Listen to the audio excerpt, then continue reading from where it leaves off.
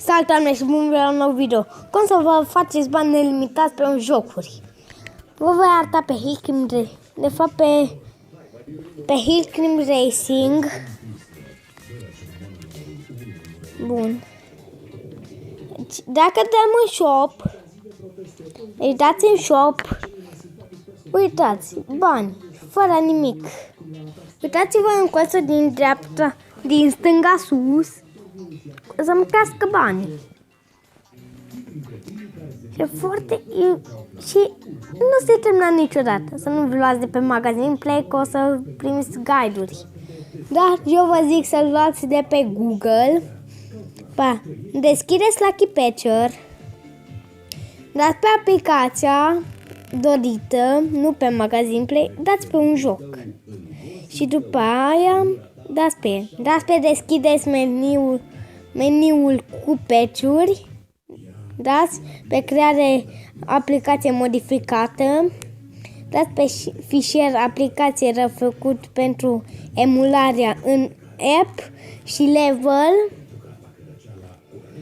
Astea sunt deja bifate. Și o să vă rog, așteptați. Dar eu voi da pe pauză până mi se va bine și voi până se va face. Procesul ni s-a făcut. Dați pe censați fișierul așa. După aceea dați pe asta. Instalare și dezinstalare. Noi vom da. Veți dezinstala jocul. Bine? Asta-ți. Intrați înapoi în Lucky Patcher. Și dați pe instalați. Sigur doriți să instalați Hillclimb Racing 2 și ne vom da pe da. Ce-ți duri?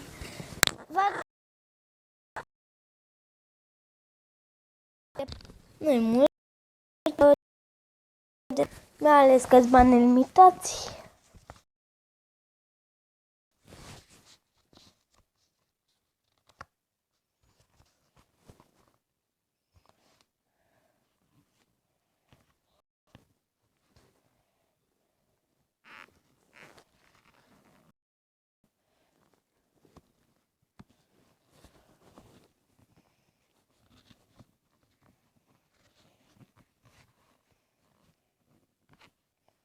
Bun, deci gata, ne dă deschidere. Eu eram atent la altceva, cred că ați văzut voi dinainte deschidere. Și gata, dăm în joc.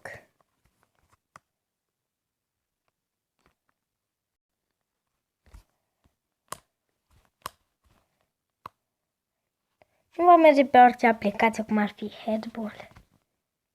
Reinstala. Nu va merge, fiindcă vă va da reinstala.